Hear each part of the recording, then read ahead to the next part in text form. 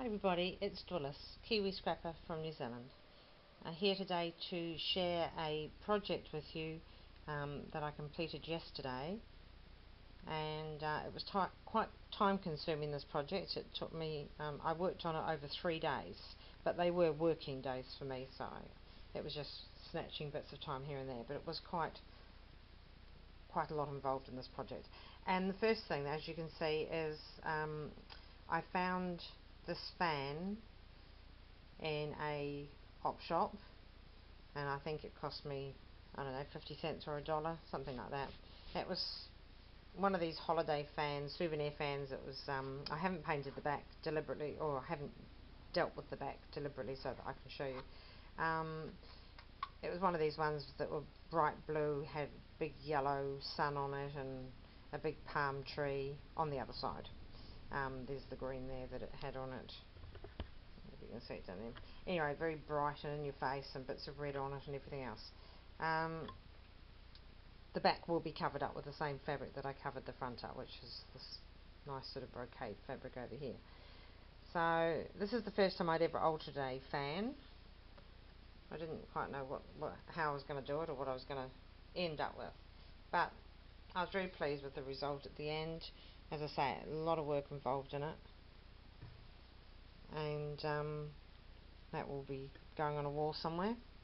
I don't know whether you'll be able to actually get all of this, so I'll just, because it's quite a large fan, so I'll kind of just show you bits of it as we go around. So I wanted the fan done basically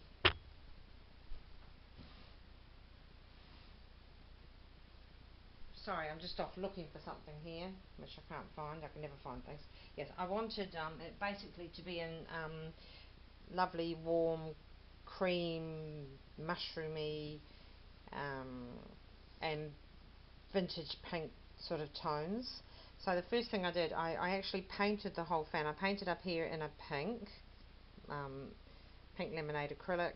I painted the entire fan with gesso, 2 layers, and then in an antique white, which comes out a cream colour. And then I decided that the pink was too bright for me, so I went over it with the antique cream, but only sporadically. I just left some of the pink showing, but toned down. Then, I don't know why I painted the whole fan, because I then covered it. Now, how many times do we girls do that? You know, it's like, what an effort, what a waste of effort that was. But anyway, probably because it was good. I don't know, because we don't know what we're going to do half the time when we start a project, and then we just evolve. So this is the fabric I decided to use. Sorry if there's any sheen, because I'm having to have the lamp way down low because it's quite an overcast day here. So this was off a tablecloth that I found in a thrift shop for a couple of dollars. So I thought that's the ideal colour that I wanted to use, a beautiful champagne colour, just gorgeous. So that's all in the background. Now, as we're prone to do, we cover all the background up, don't we? I always say that I'm not going to cover a background totally up, but I think in this project, virtually I've managed to do that. You can see some of it just down here, and you can see it through the laces as well in some places.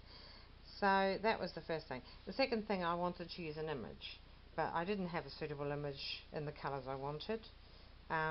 So I went through my stash of paper and calendar and postcards and Christmas cards that I've collected over many years, and I found this image here, and this was on a card that I'd never used. I just bought it probably years ago when I lived in England. I'd bought it for framing, and I'd never got framed, as many of them don't. Some of them did, some of them didn't. So I fussy cut her out. She's a Georgian girl, so that would be around about anywhere but like maybe 1780. I can tell from her dress and her bonnet. The Georgian period was Regency period in England. It was quite lovely. The dresses were just beautiful. They weren't like the great big heavy full Victorian dresses with layers and layers of petticoats.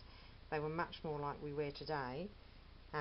Very diaphanous fabrics, very little underwear, no corseting. Well, if there was corseting, it would have would have been relatively light. So very pretty dresses and lots of little floral sprigs on the diaphanous fabric, and high-waisted, little puff sleeves, so similar to what we wear nowadays, or when we get dressed up to do things. The bonnet is,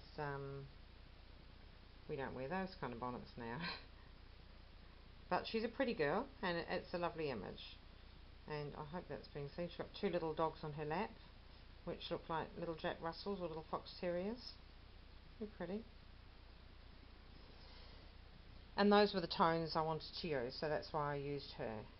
I Mod Podged over her a couple of times and on back and front, so it gave her a bit more. It's good quality card anyway.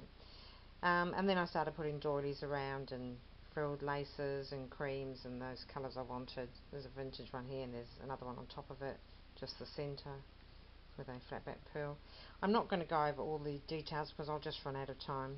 There's a lot of detail in here. Just the major things. I did a lot of layering on this. There's a different kind of doily under there, vintage doily in a creamer colour, and there's this is tea stained. They're very white organza doilies. Well, it's in a strip of lace, like a whole trim, but I just cut the doilies off separately, embroidered, and because they were stark white I couldn't use them, but I tea stained a few of them a few days ago, and I did some in avocado dyeing as well, but this is actually this might be I think this is an avocado one. Yeah, my apologies, that's an avocado one because I haven't tea stained these yet. So it dulls all the colouring. And then there's bits of lace doilies all over the place. This doily comes from here right down to here. It was cut right over to the corner, but I've covered a lot of it now. This Resin Heart I got from a local craft shop. That was in a cream, shiny cream, so I put pink lemonade acrylic all over it, which was, as I knew was going to be too bright, and then I went over it, dotted all over it, and in the antique white to give it a creamer look. Then I've put three little flat back pearls on there just to highlight it. Little shiny resin or acrylic, I'm not sure what, heart down here, which I got off eBay recently. I love this. I've been looking for a project to use this boot on, and this is a Georgian type boot. They wore similar boots in the Victorian period, it just carried over, but this is like a Georgian style as well, so I could use that. I did tone down the shiny white china a little bit with some antique white acrylic paint, and rubbed off a lot of it just so that it was just sort of taking off the shiny bit. This is a flower I made with very soft tulle, ivory tulle, and avocado dyed lace that was originally white. It's come out a nice vintage pink, and in the middle of that I put a silver circle that I had. I don't know where on earth I got that from, probably some thrift buy shop. And then I toned that down with the antique white acrylic paint and popped in a Wild Orchid Craft rose that's in a very pale pink and cream, so that went well with that one.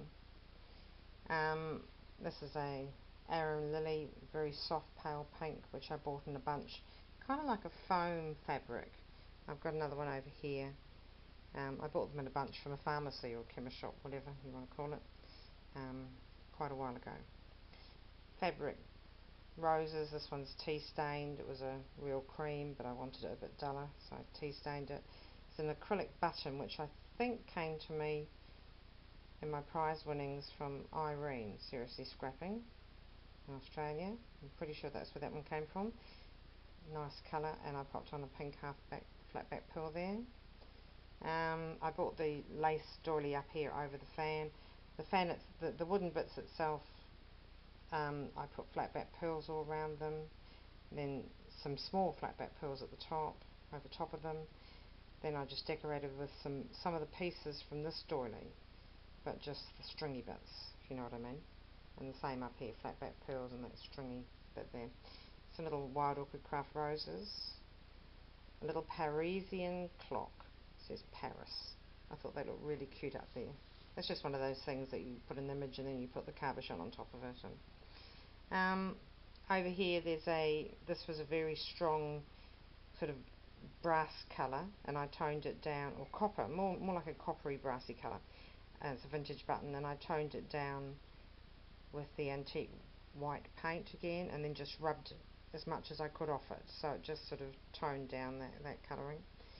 There's some wild orchid craft flowers down here, a little bit of a doodad, little blingy flower there.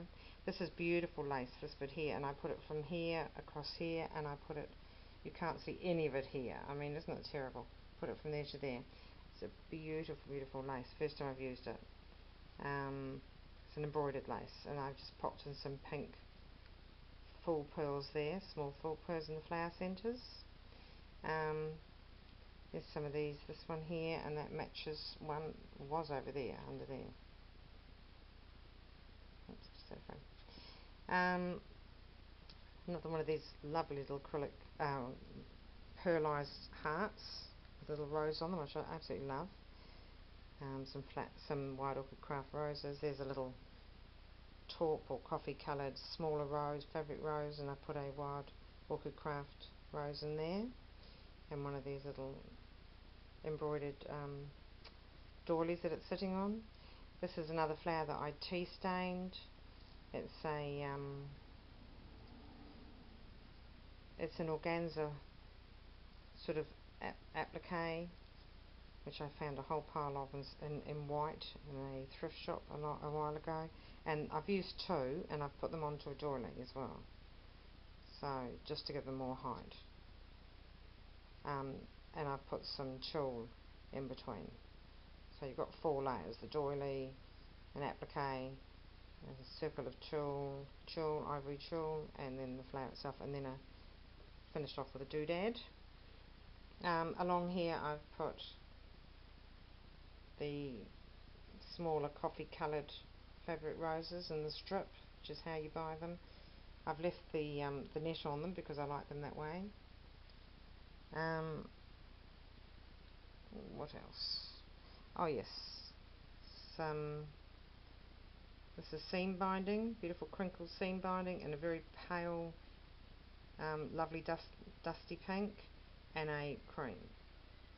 I just pop them in there, and I did the same over here. This one starts higher up, but ends up approximately the same length. And all around here there's the same cream frill that's up around here as well. There's Chinese braid going right the way around, not round the top but here, but all around the side and right the way around. There's a cream applique under there that came off a vintage collar, and these are wild orchid craft pearls on nylon, and I actually just anchored them down at one end and put them over and anchored them down beneath the flower so they stand out. And I stuffed the china boot with some soft tulle and glued it in there, just so that it's just to give it a bit more shabbiness. There's a little embroidered ribbon there, which I think may have come from Sonia's Steptoe in a swap. She's an Australian. Wild orchid craft roses dotted all over the place with some flat back pearls. There's a resin heart up here, which I found in a thrift shop in a bag of ribbons, or a bag of satin bows. There were several of these. They were white pearlised, so I've toned that down with the antique white paint and popped in a wild orchid craft salmon coloured rose. Let me think. I made 2 stick pins. I haven't glued them in, but so they can be pulled out whenever I want. So there's one with a sort of a brass butterfly. They've got little things on them. I'm just using, that's a sort of an amber, so I could bring that in there. I didn't want to put more pink. And over this side there's another stick pin. Just pops in under that.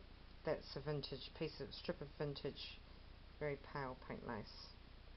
And that's that one. This is a weird shaped bead. I got bags and bags and bags of beads for $1.99 a bag. well, this one was $2.99 where I got this one out of, from the thrift shop last week. Absolutely fabulous. Got heaps of bags of them. I mean, just look, aren't they just wonderful? They're obviously necklaces that have been broken, so they're just taking them apart and pop them into bags, and that suits me very well. So that's an irregular shape one there, and it's got the bead cap on the one of those pearls as well. Some little glass beads in pink, and that goes just pops in there. And to finish it off, I put a wide pale pink, that's the wrong way, showing all the glue, wild pale pink organza ribbon, and I glued the bow on, and that will just hang with the bow over the hook on the wall. So all in all, I'll just I'll sort of take that out a wee bit so that I'll lift the tripod up, see if that works. Negotiate all the glue guns and things. So yeah, so all in all, I was very pleased with it. Lots and lots of stuff. Now there's a oops daisy, sorry, make you feel quite dizzy as I'm moving it around. Just spotted there's a tea stained applique of a flower, and I put little flat back pearls, the 4mm ones, in the thing, just coming up over her dress there. A little tea stained, very small Venice lace there. Tucked under there, there's a small little cameo in those shades of pink. That came from Irene, Seriously Scrapping, in Australia. Yeah, I think that might be about it. So I hope I've showed you everything, and I'm sure I have showed you everything actually. But there it all is again. I do hope the light's okay, because it's been raining here. We've had some blazing hot days, far too hot for this time of year in spring. But and we needed the rain. We really did need the rain. So, but of course it's made the day quite overcast, which is no good for filming.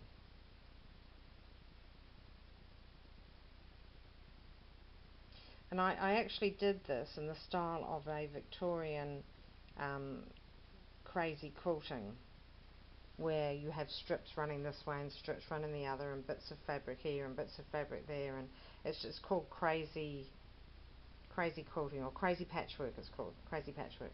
So that was my original idea for this fan, to do it in a crazy patchwork. Once I'd started, that was the idea I wanted, to do it in the sort of a shabby chicish vintage crazy patchwork. Okay, thank you for watching. If you like it, I'd love you to leave a comment below. If you're not a subby, I'd love you to become a subby. Okay, thank you for watching. Bye!